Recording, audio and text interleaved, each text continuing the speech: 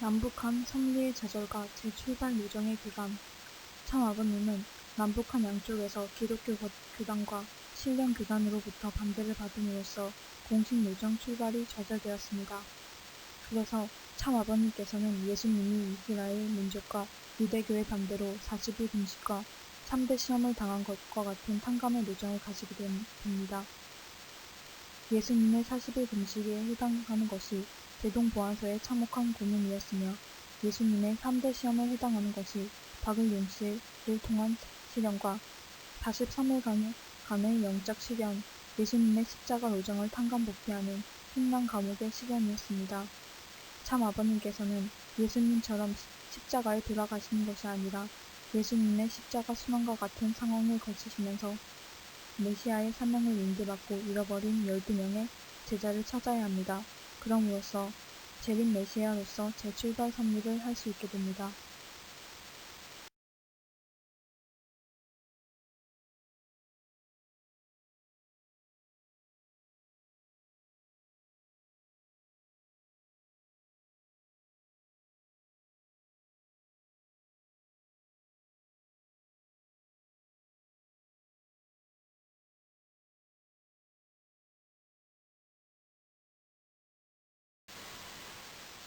참 아버님은 영계투쟁에서 승리하고 하나님의 어인을 받은 후 성과 승리자의 새노래를 지으셨습니다.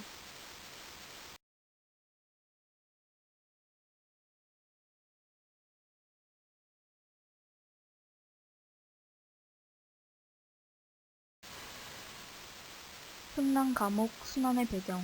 참 아버님께서는 세 번째 시련 요정으로 예수님의 십자가 요정을 탕감복귀하는 과정을 거치셨습니다. 흉난 감옥의 시련은 참 아버님께서 재림 메시아로서 예수님의 사명을 계승하기 위한 탕감 섭리 요정이었습니다. 준비된 한국의 기독교가 반대하는 가운데서 예수님의 사명을 이어가기 위해서는 예수님과 같이 십자가 요정을 걸어야 했습니다. 그러나 십자가에 돌아가시는 것이 아니라 십자가에서 살아나와야 되며 또한 예수님이 잃어버린 12명 이상의 제자들을 십자가에서 찾아 세워야 했습니다. 참 아버님께서는 1948년 2월 22일 기성기독교 교단과 공산당국의 종교 말살 정책이 야합한 상황에서 평양 매무사에 도움되셨습니다. 평양 기독교 지도자 83명의 공동명의 부서로 이승만의 스파이, 부녀자 재산 갈취, 사회질서 밀란 등의 무고한 혐의가 씌워졌습니다. 참 아버님은 평양 내무서에서 가혹한 고문 취조를 당하셨습니다. 이어 1948년 4월 7일 사회질서 밀란 죄목으로 5년형 판결 후 평양 형무소로 이감되었습니다. 다시 1948년 6월 21일 흉난 감옥으로 이감되어 비료 공장에서 강제 노동을 하게 되셨습니다. 그리고 9월 9일 북한 정권 수립으로 3년 4개월로 감형되었습니다.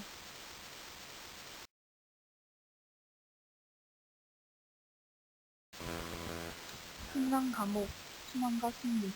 북한의 흉난 감옥은 사람을 서서히 죽이는 십자가 형태와 같은 곳이었습니다.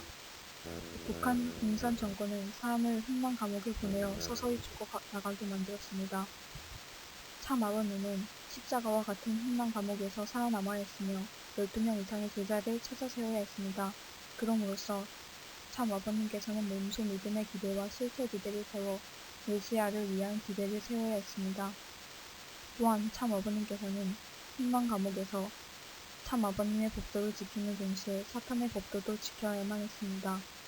참 아버님의 수임본에는 996번이었는데 그것은 억울이라는 소리로 들렸습니다. 흉난 감옥에서 일과를 보면 새벽 4시간 기상하여 2시간 몸수색을 한 후 아침 식사를 했습니다. 그리고 숙소로부터 4km 거리의 비료 공장까지 도보로 이동했습니다.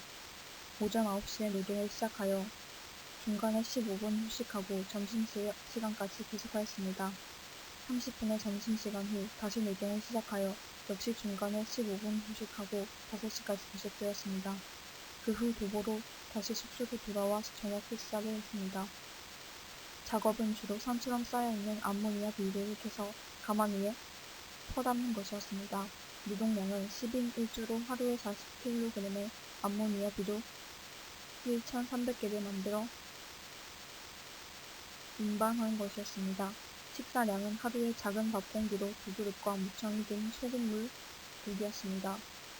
이렇게 처참한 노동 환경으로 인해 2년마다 약 40%의 재소자가 죽어나갔습니다. 건강한 사람도 6개월이 지나면 폐병 등으로 난치병으로 죽어나가는 혹독한 중노동이었습니다. 참 아버님은 그러한 처참한 환경에서도 누구보다도 늦게 주무시고 일찍 일어나 기도와 정성의 생활을 하셨고 주변 사람들을 위해 참사랑을 실천하셨습니다. 참 아버님은 감옥의 성자로 불렸습니다. 처음 2주간은 급식의 절반을 동료에게 나눠주셨고 숙모님이 가져온 미숫가루와 옷들로 모두 재소자들에게 나눠주셨습니다. 감방에서는 누구나 회피하는 가장 더러운 병기통 옆자리를 스스로 택하셨습니다. 노동 현장에서도 동료들을 위하면서도 가장 어려운 일을 도맡아 하셨습니다. 재소 기간에 한 해나 모범 노동자상을 받으셨습니다.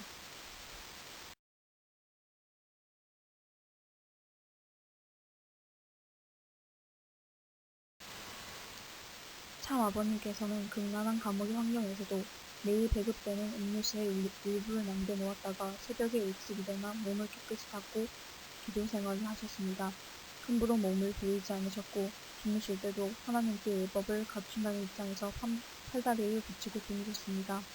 하나님의 아들이라는 자각으로 정성과 기도의 생활을 하셨고 그 때문에 하나님도 감동하셨고 사탄도 인정할 수밖에 없었습니다. 이럴 때 참 아버님께서는 사탄의 환경 아래서도 하나님의 법도와 사탄의 법도를 동시에 지킴으로써 사탄이 참소할 수 없게 하셨습니다. 그 결과 참 아버님이 주변 사람들을 직접 전도할 수 없었으나 영계에 있는 제수들의 조상들이 후손에게 몽시로 나타나 참 아버님을 잘 모시라고 지시함으로써 감옥에서 나오실 때 12명 이상의 제자가 따랐습니다. 참 아버님은 평양내무소에 수감될 때부터 흥남감옥에서 해방될 때까지 약 2년 8개월간 예수님의 십자가 노정을 탕감복귀하는 노정을 승리하신 것입니다. 참 아버님께서는 이렇게 모든 탕감 조건을 완수하자 하나님께서 유엔군을 통해 북한을 공격하게 하여 1950년 10월 14일 참 아버님을 해방시켰습니다. 당시 흥남감옥에서는 10월 12일 형기 7년 이상 된 수인들로부터 판속으로 데려가 처형하기 시작했습니다. 참 아버님도 10월 14일 당일 처형될 상황에 이르렀으니 하나님께서 얼마나 다급하고 초조하셨겠습니까? 참 아버님의 경우는 판사가 추록을 명하는 것이 아니라 외적으로 사탄의 공인을 받아야 합니다. 선리로 볼 때 참 아버님의 완전한 옥중 책임 명시를 사탄도 이미 동의할 수밖에 없는 상황이었으므로 하나님의 실권 행사에 따라 옥문이 열렸던 것입니다. 참 아버님은 흥남 감옥에서 해방받음으로써 예수님의 40일 금식과 3대 시험 그리고 실현 유정을 모두 탕감 복귀하고 승리하셨습니다. 참 아버님은 재림 메시아로서 다시 공식 요정을 출발하실 수 있게 되었습니다. 결국 참 아버님께서는 메가더 장군이 지휘한 유엔군 상륙으로 인해 타지에서 구출되셨고 그 조건과 인연으로 민주세계가 선리적 혜택권에 설 수 있게 됐습니다. 참 아버님께서는 이와 같은 한국 전쟁에 대해 다음과 같이 말씀하셨습니다. 메시아가 태어난 것이 조국이라는 것입니다. 인류의 조국이 되는 한국을 보호하고 조국 강복을 위해서 한국 동남의 여러 나라를 동원하였던 것입니다. 미숫가루 같은 거 저는 이제 놀아먹질 않는 사람이 대부분인데 문 선생은 그렇지 않고 아픈데 안찰 기도도 해주고 그냥 이 교회에 대한 진리 같은 것들 전파를 시켜주고 다른 사람하고는 좀 다르게 행동을 했습니다. 그러니까 이제 감옥 안악의 성자라고 그럴 수밖에 없는 게 아니겠어요. 참 아버님과 흥남 감옥 수감을 함께했던 주신 이모 씨의 증언을 보도록 하겠습니다. 미숫가루 같은 것은 전혀 나눠 먹지 않는 사람들이 대부분인데 문 선생은 그러지 않고 아픈데 안차 기도도 해주고 교회의 진리 같은 것을 같은 동료들에게 전파를 시켜주고 다른 사람들하고는 다르게 행동했습니다. 그러니까 감옥 안의 성자라고 할 수밖에 없는 것이 아니겠어요.